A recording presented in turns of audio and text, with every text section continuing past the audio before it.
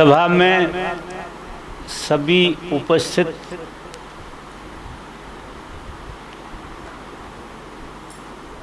महानुभावों को आज के दिन की बहुत हार्दिक बधाई।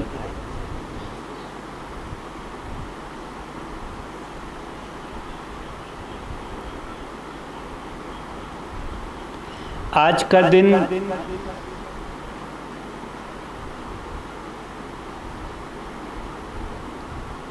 अस्तित्व ने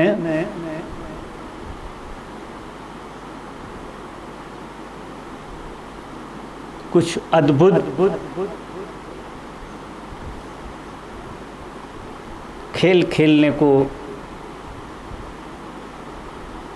रचा था।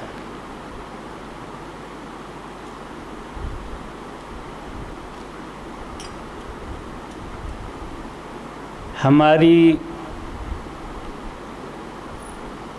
आप लोगों से बड़ी उम्मीद है कि आज का दिन आपका जीवन का पहला और आखिरी दिन हो जाए। दिन तो रोज गुजरते हैं, लेकिन जो दिन पहला और आखिरी हो जाए वो इतिहास के बाहर कहीं बियॉन्ड की घटना बन जाता है। तो हम ऐसी भाव दशा को जीते हैं और आप सब में ऐसी संभावना देखते हैं। हमें रोज ही उम्मीद होती है कि आपका आखिरी दिन हो जाए, फिर गिनती बंद हो जाए, ये गिनती वाला समय खत्म हो जाए, क्योंकि वो दिन ऐसा शाश्वत होता है कि ना उसका कोई अतीत होता है और ना उसका कोई भविष्य होता है। तो सभी मित्रों के लिए मैं अस्तित्व के प्रति बहुत अनुग्रह भाव से देखता हूँ। ये सब कुछ जो संपदा आप लेकर बैठे हैं, वो संपदा उभर जाए। अस्तित्व का तो पूरा सहयोग है ही, और आप भी सहयोग कर रहे हैं। बस वो अस्तित्व के और आपके बीच में एक ट्यूनिंग बनती है, एक हार्मोनी बनती है, और बड़ी छोटी छोटी सी बातों से वो हार्मोनी थोड़ी सी फिसल जाती है। बस इतना सा ही फर्क है। बाकी आप भी तैयार हैं, इसलिए आप इधर हैं। अगर आप तैयार नहीं होते, आप खोजी नहीं होते, तो आप इधर नहीं होते। और अस्तित्व तो तैयार है ही। परमात्मा हमसे 10 कदम आगे चलता है, हम 1 कदम उठाते हैं और वो 10 कदम चल के हमारी तरफ आता है। हमारे जीवन के किसी भी आयाम में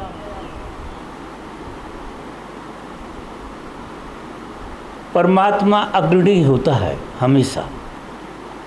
वो आपसे ज़्यादा उतावला है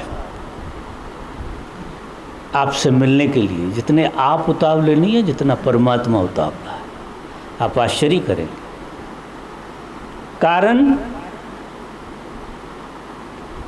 आपके माध्यम से वही यात्रा कर रहा है। ये बहाना है, एक कहने की बात है। उसे बार बार इस खेल को खेलने में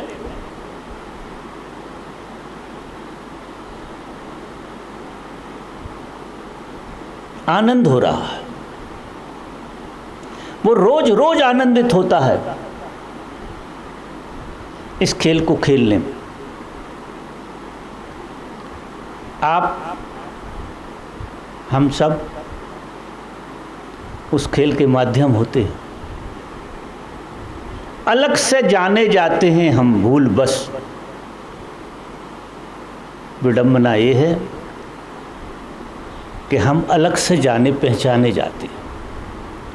बस हमारी जो जान पहचान है वो हमें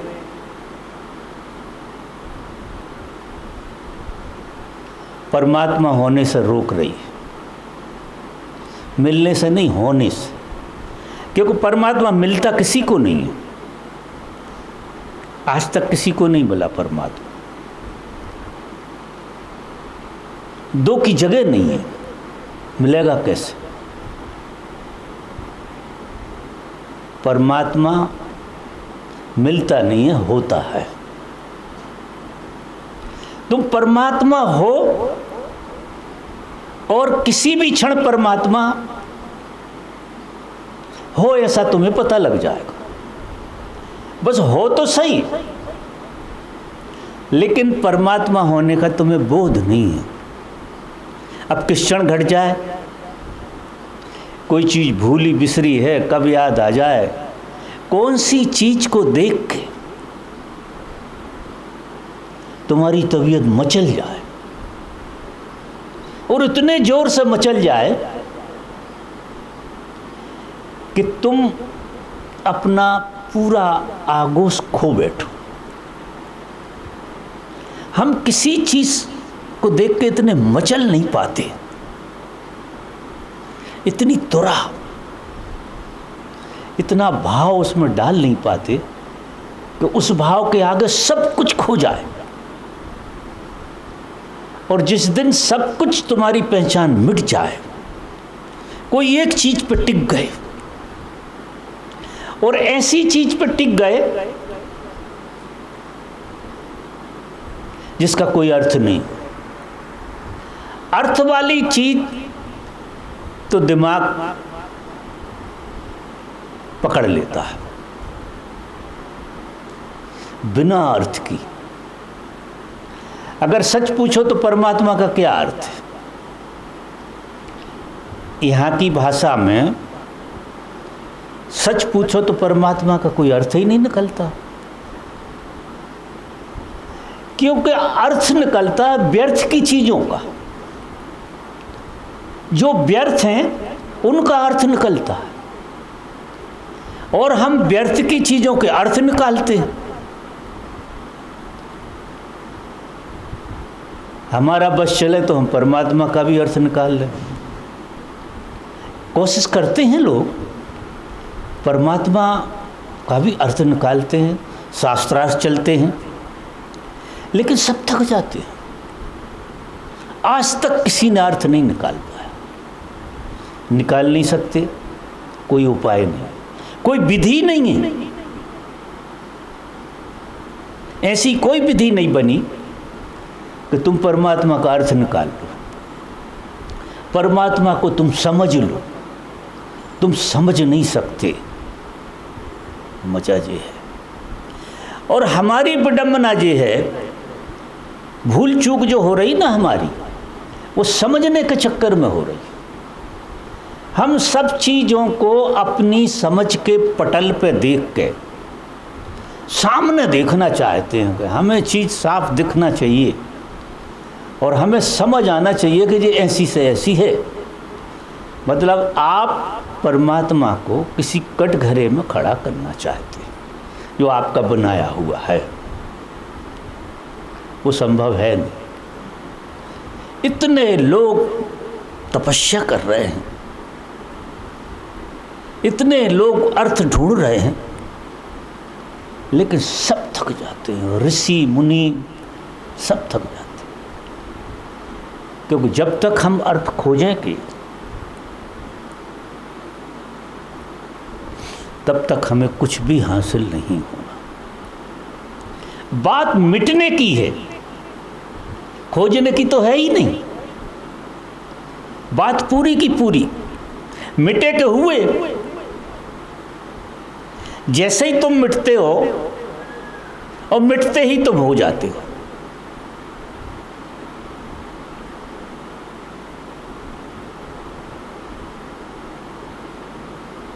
उदाहरण के लिए, रात में तुम पूर्ण रूप से मिटते हो जब गहरी नींद में होते हो। तो गहरी नींद का मतलब क्या होता है कि प्रकृति दत्त तुम मिट जाते हो, तुम अपने को भूल जाते हो, तुम अपना अस्तित्व पूरा का पूरा खो देते हो। और ये वरदान है मनुष्य जाति के लिए। रोज नींद में, जब तुम गहरी नींद में बिना स्वप्न के होते हो तो तुम परमात्मा होते हो, तुम अस्तित्व होते हो। सबको नींद बहुत प्यारी लगती है, सबको। प्रत्येक व्यक्ति को नींद प्यारी लगती है। एक बार भोजन 4 दिन ना मिले तो चला लोगे, पानी 2 दिन ना मिले तो चला लो, लेकिन नींद अगर 4 दिन नहीं मिली तो आप करीब करीब विक्षिप्त जैसे हो जाओगे, आप दिवा स्वप्न देखने लगोगे। कारण तुम 4 दिन अपना अस्तित्व मिटा नहीं पाए। और देखिए कि जिस अस्तित्व को हम अपने को पकड़ कर बैठे वो एक दिन में भारी हो जाता है। जिसके हम क्या क्या परिभाषाएं देते हैं अपने बारे में कि मैं ऐसा हूँ, मैं ऐसा करता हूँ, मैं वैसा करता हूँ, और एक दिन अगर तुम्हारा अस्तित्व प्रकृति दत्त मिटे ना तो दूसरा दिन तुम्हारा नरक हो जाता है, सब बेकार हो जाता है। और 2 दिन ना मिटे अस्तित्व तो तुम पे बहुत भारी पड़ जाएगा, इतना भारी पड़ जाएगा कि तुम दवाइयों की तरफ जाने लगो कि कैसे भी हो मैं मिट जाऊं, मैं खो दूं अपने को, भूल जाऊं, मतलब नींद में चला जाऊं। इतनी अच्छी चीज़ है नींद, वजह देखिए, क्योंकि नींद और समाधि करीब करीब एक ही जगह पर घटती है। तुम रोज समाधि में जाते हो, क्योंकि जीवन बिना समाधि के, बिना ध्यान के जीवन संचालित नहीं होता। प्रत्येक मनुष्य को रोज ध्यान में जाना अनिवार्य है। वो सचेतन और अचेतन, ये फर्क है। अचेतन रूप से तुम समाधि में जाते हो और इतने ताजे हो जाते हो कि 24 घंटे की ऊर्जा तुम्हें मिल जाती है। सचेतन रूप से जब कोई समाधि में जाता है तो कई जीवनों की ऊर्जा, जो भेद है वो जी, कई जीवनों की ऊर्जा उसको एक साथ मिल जाती, भंडार, सोर्सलेस सोर्स जिसे कहना चाहिए। लेकिन उसकी शुरुआत नींद है। नींद को समझना बड़ी बात है। जिसने नींद को समझ लिया उसने ध्यान को समझ लिया। करीब करीब ध्यान और क्या है? जागे हुए तुम अपने को भूल जाते हो।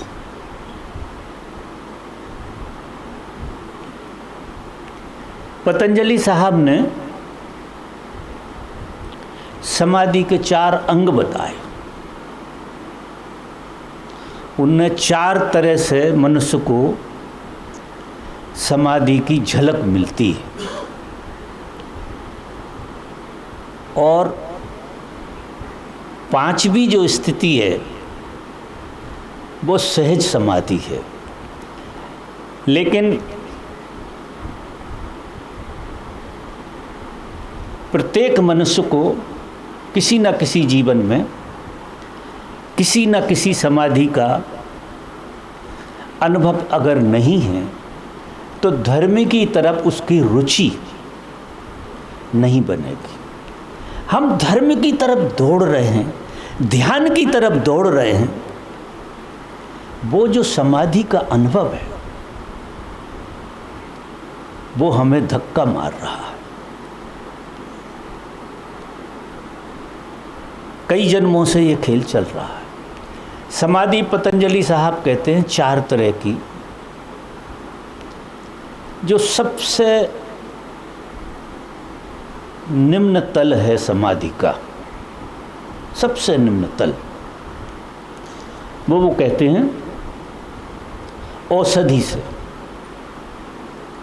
औषधि से कुछ रासायनिक प्रक्रियाएं हमारे भीतर ऐसी हो जाती हैं कि हम अपने को भूल जाते हैं। और जब हम अपने को भूल जाते हैं और थोड़ी जागृति हमारे पास होती है तो कोई झलक मिल जाती है, कोई बिजली कौंध जाती है। और बिजली एक बार कौंध गई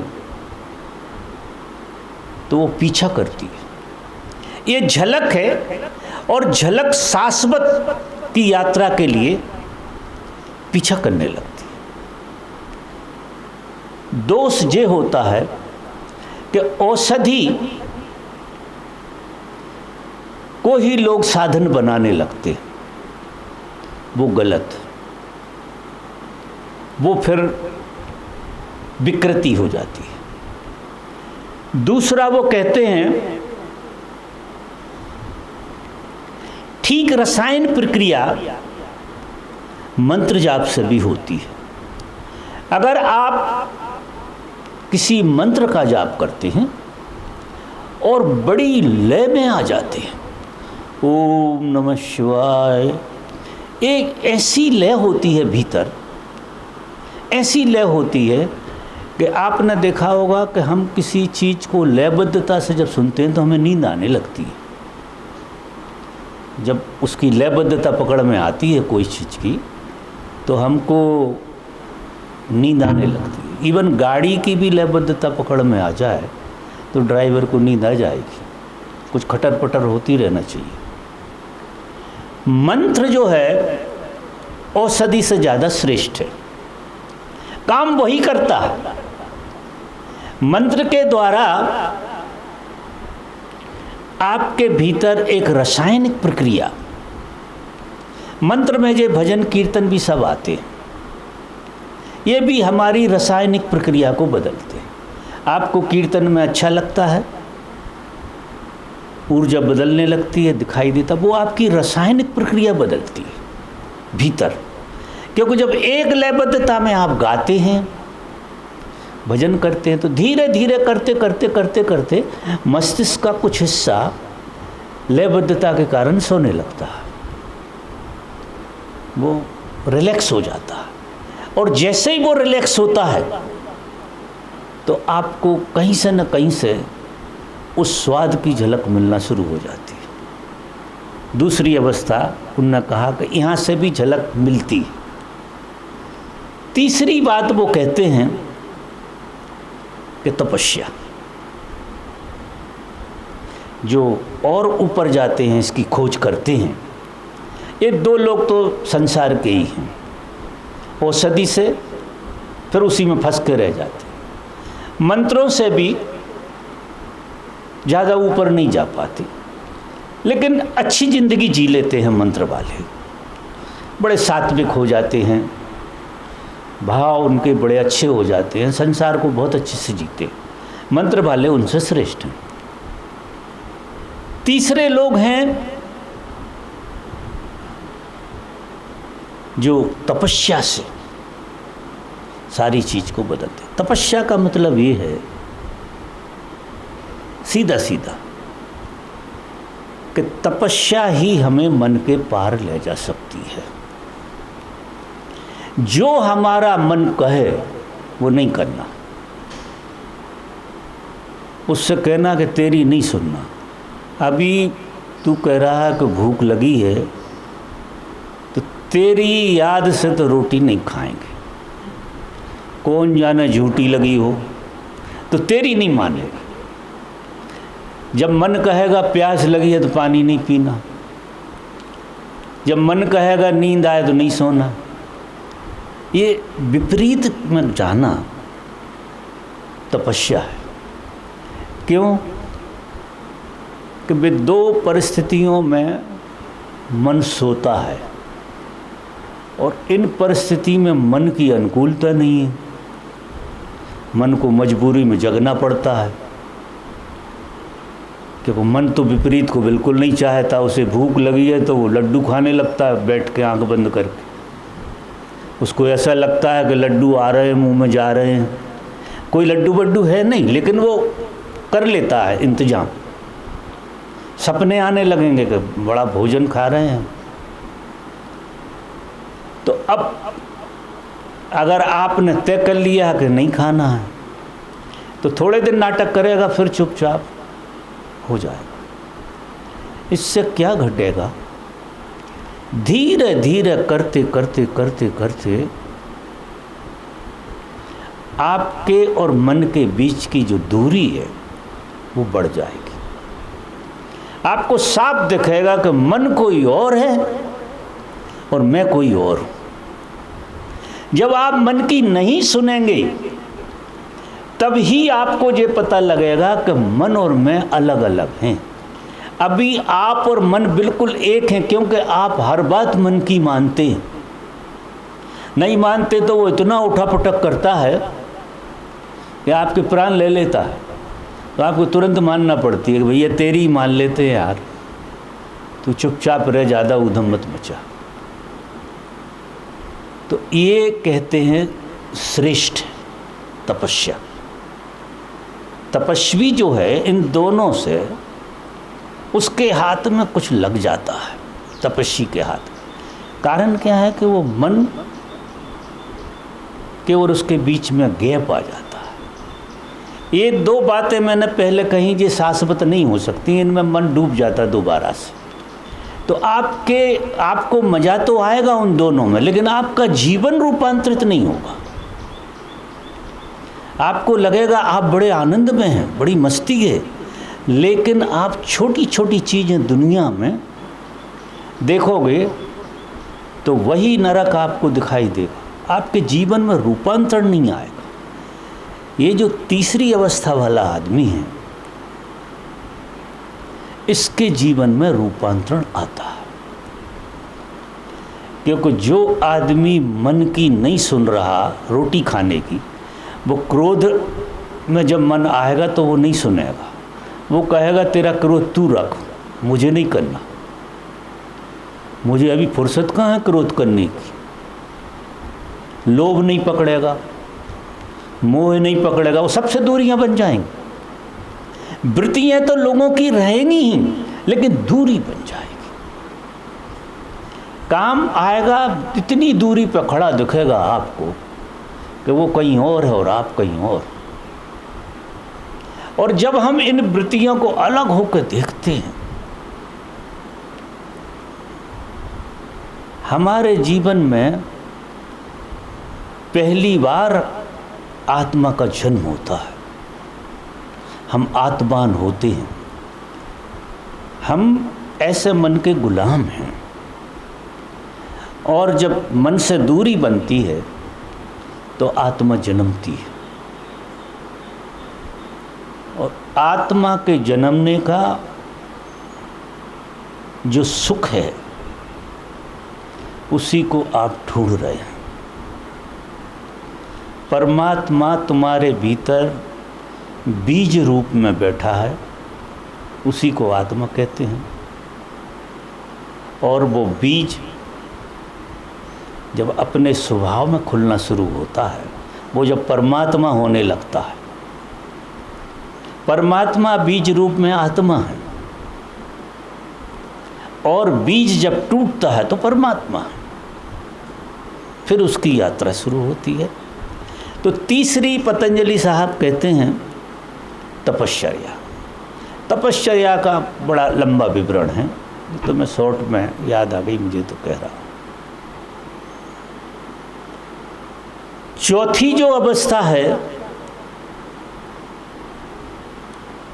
वो मात्र साक्षी की है।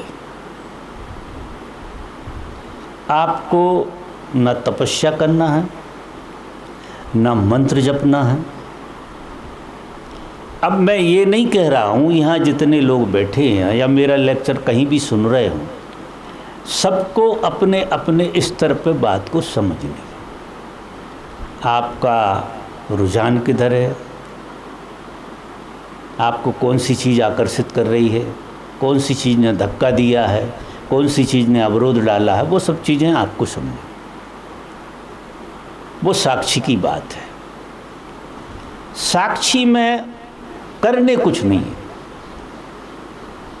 करने बिल्कुल कुछ नहीं है, सिर्फ देखने, सीधा बड़ा सिंपल सा। लेकिन साक्षी में वही लोग जाते हैं जो 3 स्टेज से निकल गए हों कभी।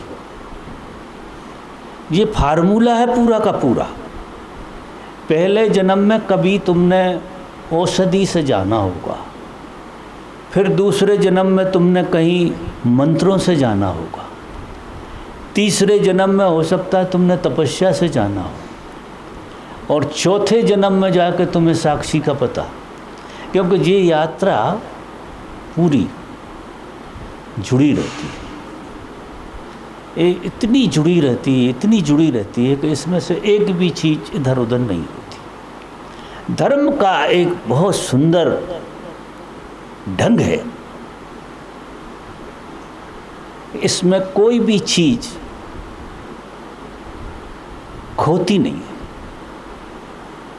तुम धर्म का पतन नहीं है। धर्म का कहते होंगे लोग कि मेरी दृष्टि में धर्म का पतन नहीं। धर्म में आप ठहर सकते हैं कहीं लंबे टाइम तक, लेकिन गिर नहीं सकते।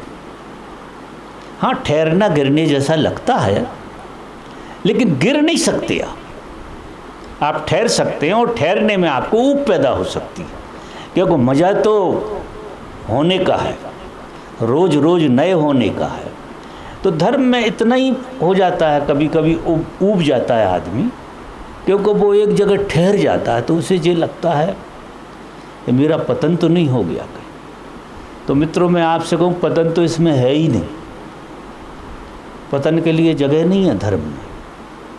तुम ऊब सकते हो, और ऊब के तुम गलत सपने देख सकते हो, तुम नाइटमेयर देख सकते हो ऊब के, तुम दुखी हो सकते हो, बहुत दुखी हो सकते हो, फिर भी तुम्हारा पतन नहीं हुआ। 1 मिनट में अगर तुम कहीं किसी अच्छे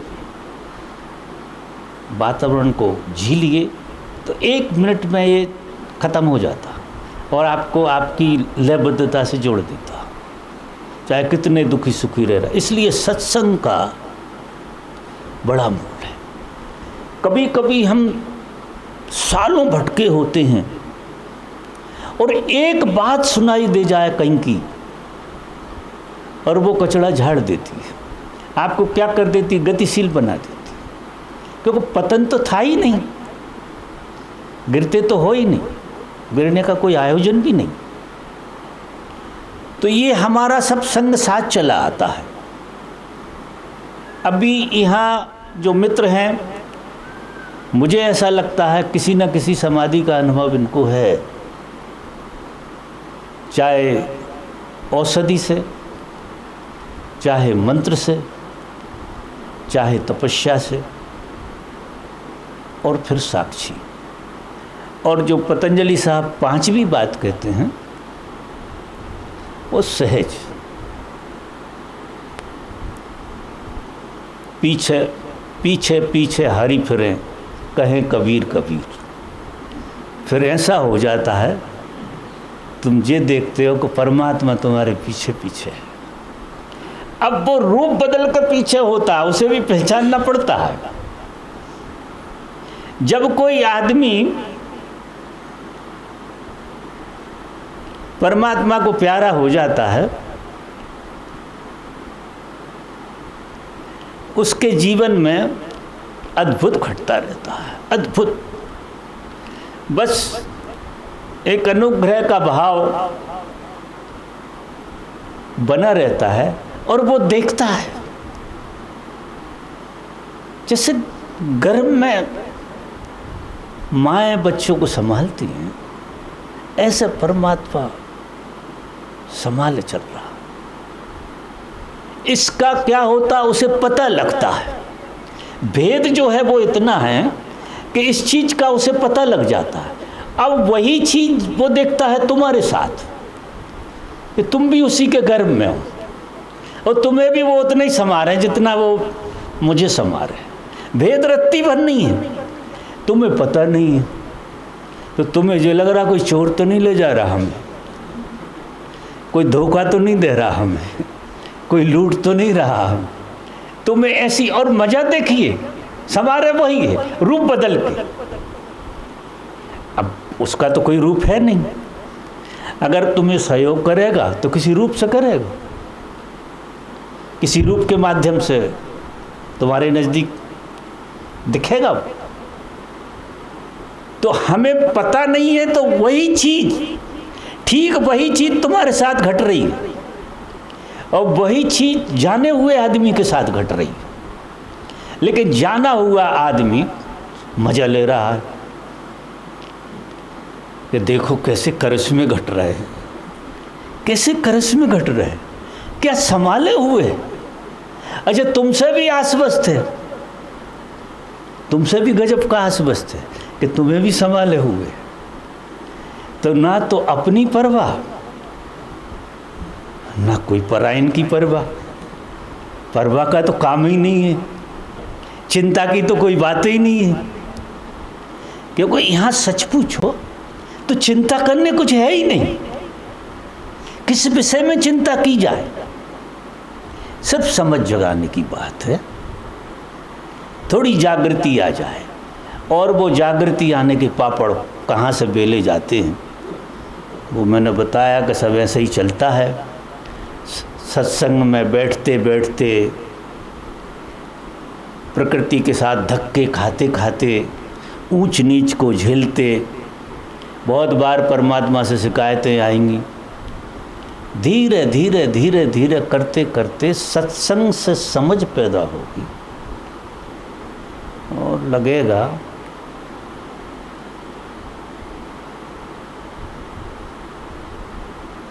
कोई जागे हुए आदमी की जिंदगी का अगर तुम ठीक से अध्ययन करो, ठीक से अध्ययन, अपने मन के विक्षेप मत डालो, थोड़ा सा हट के अध्ययन करो। तो उसके साथ परमात्मा किस तरह से खेल कर रहा है ये देखते देखते देखते देखते तुम्हें खुद पर भरोसा आने लगेगा। तुम्हें लगने लगेगा कि यार आदमी तो हमारे ही जैसा है, खाता पीता भी हमारे जैसा है, लेकिन कैसा संभला हुआ है, कौन सी ऊर्जा संभाले हुए, क्या खेल चल रहा है। अगर गौर से तुमने देख लिया तो तुम्हारी आधी यात्रा पूरी हो गई। फिर तुम अपने चारों तरफ का निरीक्षण करो,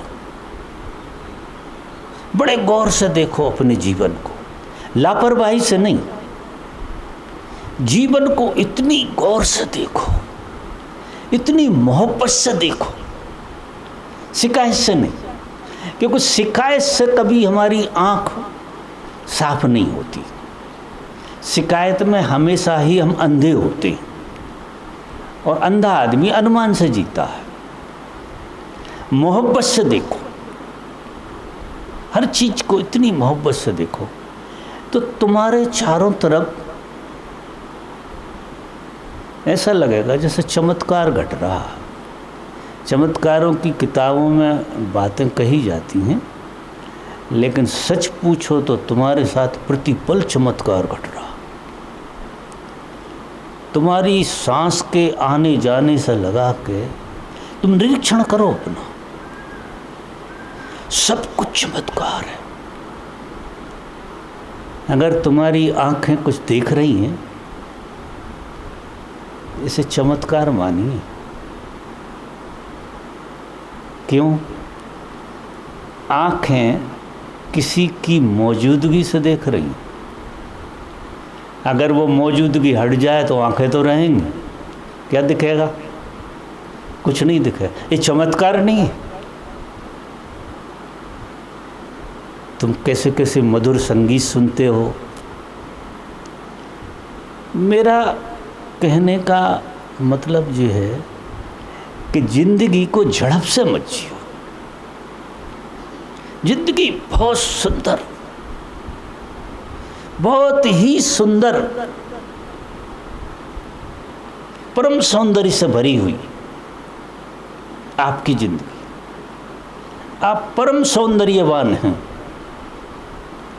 और गजब का चमत्कार आपके साथ घट रहा है। एक एक चीज के प्रति तुम धन्यवाद से भरे हो सकते हो, और जैसे जैसे जैसे जैसे समझ जन्मेगी तो धन्यवाद जन्मेगा हर घटना के प्रति। धन्यवाद और समझ पैदा करेगी। तो मित्रों, शिकायत जीवन से बिल्कुल नहीं। कि कोई भी चीज तुम्हारे जीवन में उतर रही है, घट रही है, उसका बड़ा मूल है, निर्मूल नहीं घटती। क्योंकि यहाँ कोई गलत होने को है ही नहीं। यहाँ तो सफाई चल रही है। यहाँ तो हमें तरासा जा रहा है। क्योंकि परमात्मा खुद से कम खुद की प्रतिमा नहीं देखना चाहता। खुद से कम तो बिल्कुल नहीं। वो अपने जैसा बना रहा है, और अपने जैसा बनाने में उसे तराशना तो पड़ेगा। तो तुम तरासे जा रहे हो। तुम में जो ऊपर से विकार लग गए हैं, वे छटनी हो रही, छेनी हथौड़े उस पर पड़ रहे हैं। अगर गौर से देख लिया तो रोज रोज जो निकल जाएगा उससे निर्भर हो जाओगे, और जो उघड़ेगा उसका आनंद लोगी। जो उघड़ के आएगा उसका बड़ा आनंद होगा, बड़ी मस्ती होगी। तो शिकायत भूल जाओ, जो सबसे कठिन काम है। शिकायत पैदा ना हो, ये सबसे बड़ा काम। क्योंकि हमने कमाई शिकायत की है, बड़ी कमाई की, इन्वेस्टमेंट किया है, शिकायत का पिटारा लेकर चलते हैं। अहोभाव जो तुम्हारी विरासत है उसे तुम भूल गए। तो देखो, बदलना तो पड़ेगा एक दिन। अभी घटनाओं के प्रति धन्यवाद से भरो। मैं आज आपके साथ हूँ। अगर तुम्हारी खुली आंख से ये घटना को तुमने देख लिया तो ये इतना बड़ा चमत्कार है, इतना बड़ा चमत्कार जिसका कोई हिसाब नहीं। इस सभा में तुम हो, ये इतना बड़ा चमत्कार है। थोड़ी आंख खोल के, बंद आंख में तो गणित है, और गणित की ज़िंदगी अलग है। तो मैं सब मित्रों से आज एक संकल्प की बात कहता हूँ कि जीवन से जितना बन सके, जितना हो सके, उतनी शिकायत हटा देना। और मेरी बात याद रखना, तुम तरासे जा रहे हो। तुम वो हीरा हो और उससे उस हीरे में निखार लाना है, तो वो विजाती को रगड़ेगा तो सही। अब उस रगड़ को तुम शिकायत करते हो, उसे रगड़ने दो जितना रगड़ है। देखो, जितने रगड़े जाओगे उतनी ही चमकोगी। जो हीरा जितना रगड़ा जाता है उतना ही चमकता है। हम बहुत सुंदर यात्रा पे हैं, बहुत सुंदर यात्रा। एक बात तय है कि हमें परमात्मा ने स्वीकार कर लिया, और बड़ी बात है जी, बहुत बड़ी बात है। हमें उसने कुछ कंकड़ पत्थरों में से उठा के अलग रख दिया है तराशने के लिए।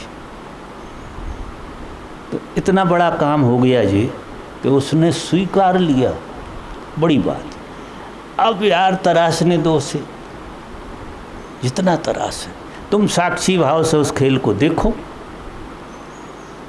और एक दिन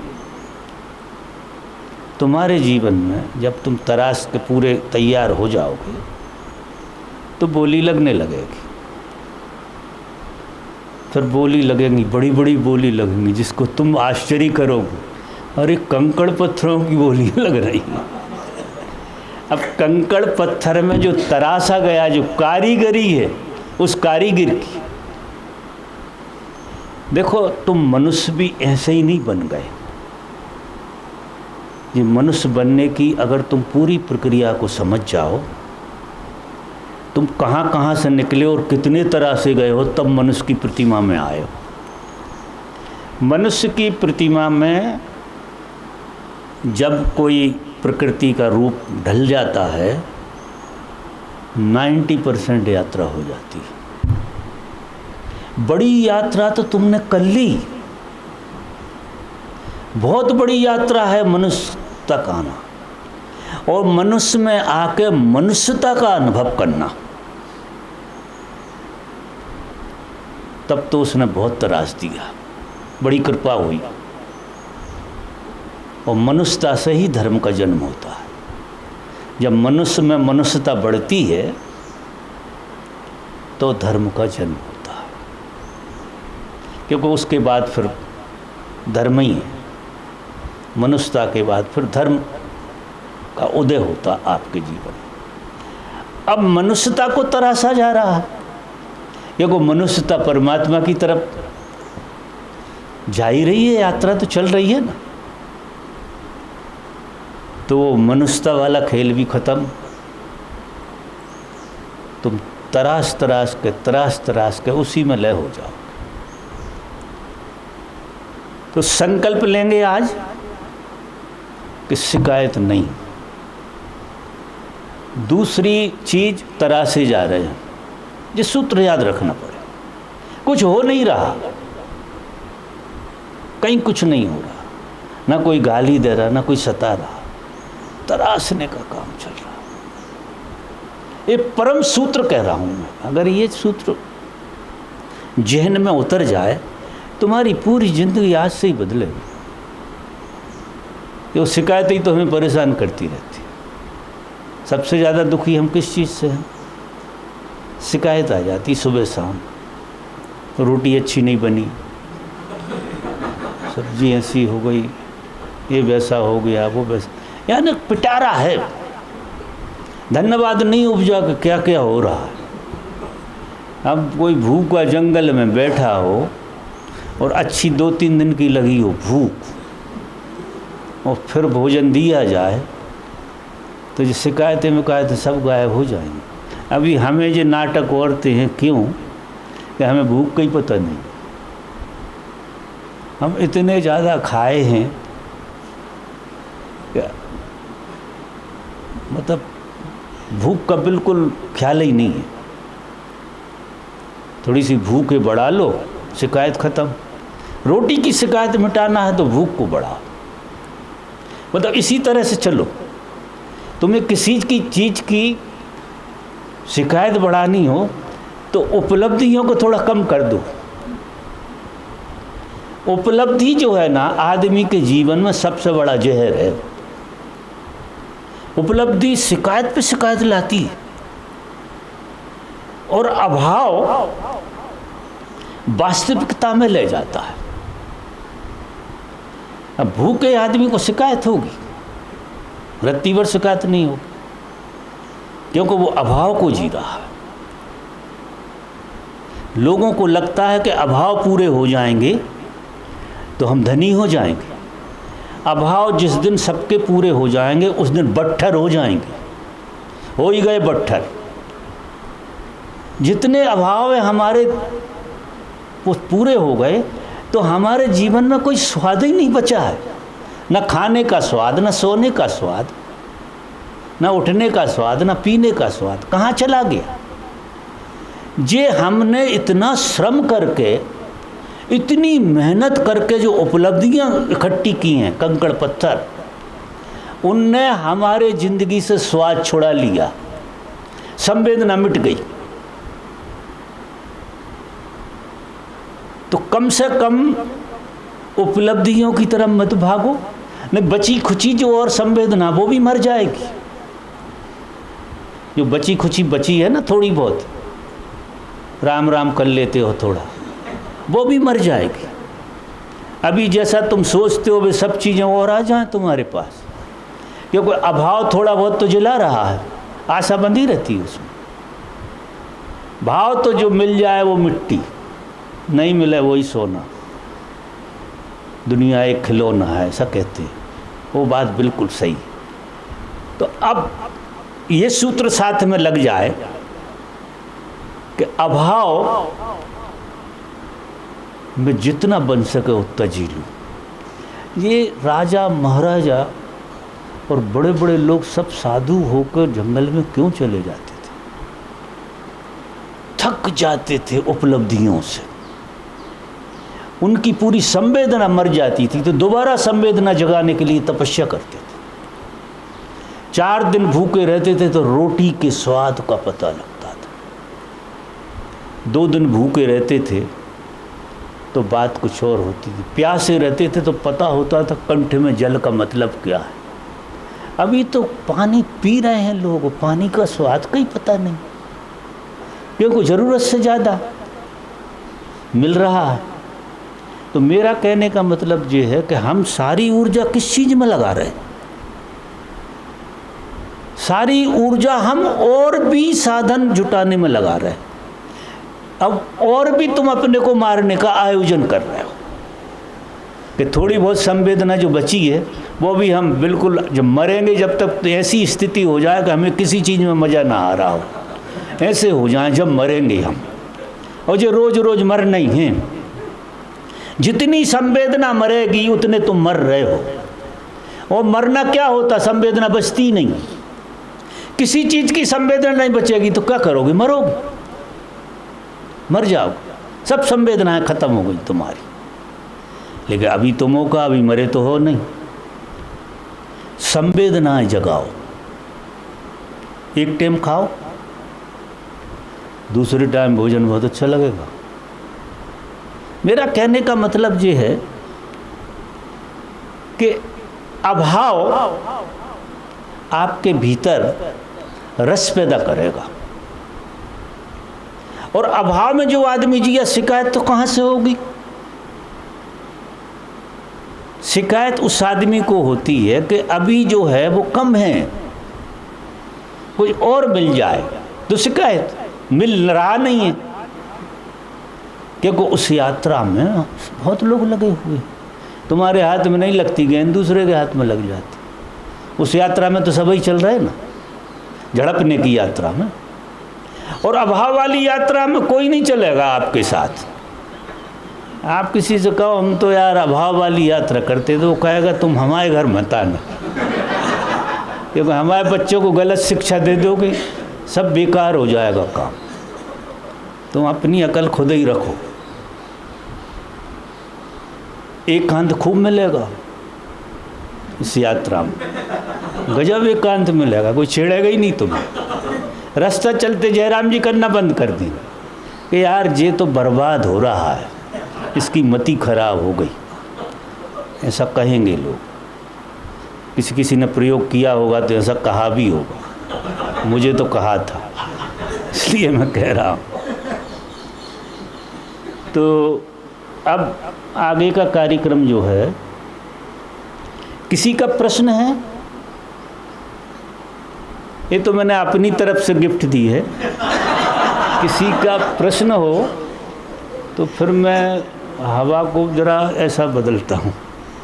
वैसे तो मेरे ख्याल से सारे उत्तर इसी में आ जाते हैं, पूछने जैसा और सुनने जैसा दिख नहीं रहा है, क्योंकि आप सबकी शक्लें बदली दिखने लगी मुझे। थोड़ा ऐसा लग रहा है कि कुछ बदलाहट आ गई है।